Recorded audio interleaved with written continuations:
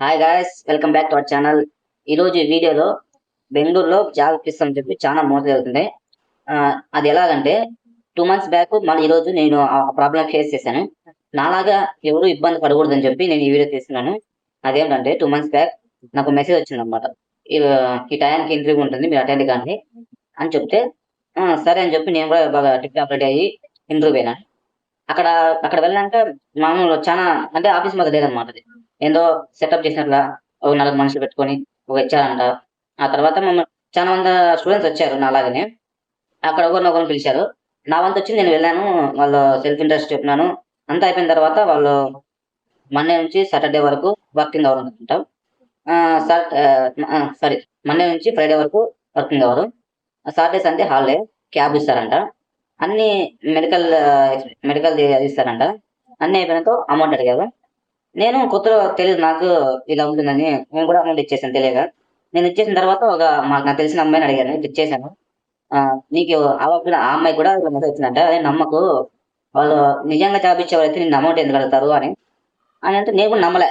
ఏది దిపాక్ మాట్లా ఎంతో సంథింగ్ అని వదిలేసాను. మళ్ళీ ఆ తర్వాత కొన్ని మందిని తెలుసుకున్నాక మళ్ళీ ఇంకోసారి ఫోన్ చేశాక, అయితే మా మేడం ఇట్లా అమౌంట్ ఇచ్చాం కదా, మండే రమ్మన్నారు, ఎప్పుడు రావాలా, మండే రావాలా లేదా ఇంకెప్పుడు రావాలా అంటే, మీరు మీకు కోచింగ్ ఉంటుంది, దానికి మళ్ళీ 1500 పే చేయాలి అన్నారు.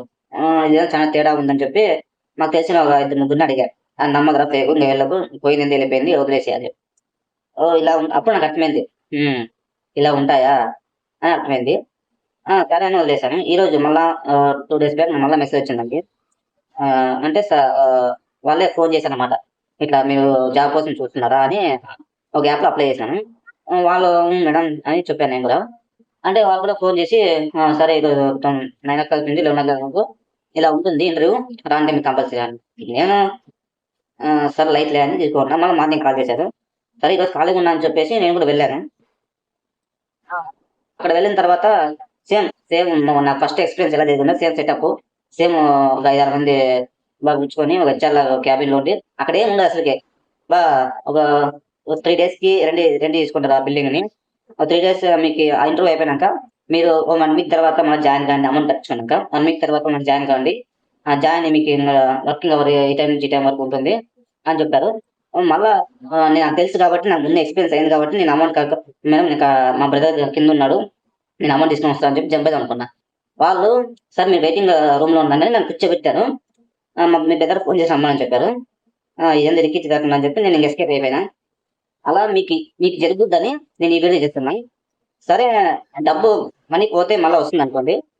సపోజ్ నాకు అంటే ఫస్ట్ టైం పోయినోళ్ళు, ఇంటర్వ్యూ సెలెక్ట్ అయినోళ్ళు వాళ్ళు ఎలా ఎట్లున్నా గాని ఏం జాబ్ అయినా సెలెక్ట్ చేస్తారనమాట. సరే అని చెప్పి ఇవాళ మనకు తెలుసు కాబట్టి లైట్‌గా తీసుకుంటారు.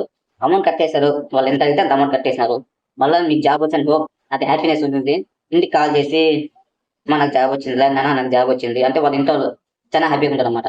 మళ్ళా 1 వీక్ తర్వాత ఇట్లా జాబ్ మోసం చేసినారు అంటే వాళ్ళు కొన్ని హోప్స్ పెట్టుకున్నారనమాట. నా కొడుకు జాబ్ వచ్చింటుంది అంటే మా ఇంట్లో కష్టాలు తీరిపోతాయి, సంథింగ్ అని హోప్స్ పెట్టుకుంటారు. ఇలా జరిగితే మళ్ళా చాలా కష్టంగా ఉంటుంది, చాలా బాధగా ఉంటుంది. అందుకని మీరు కూడా జాగ్రత్త పడండి. మోస్ట్ ఆఫ్ ది స్టూడెంట్స్, నాలాంటి స్టూడెంట్స్ తెలుసుకోండి. వాళ్ళు డబ్బులు ఇస్తారంటే జాబ్ వచ్చినట్లు కాదు.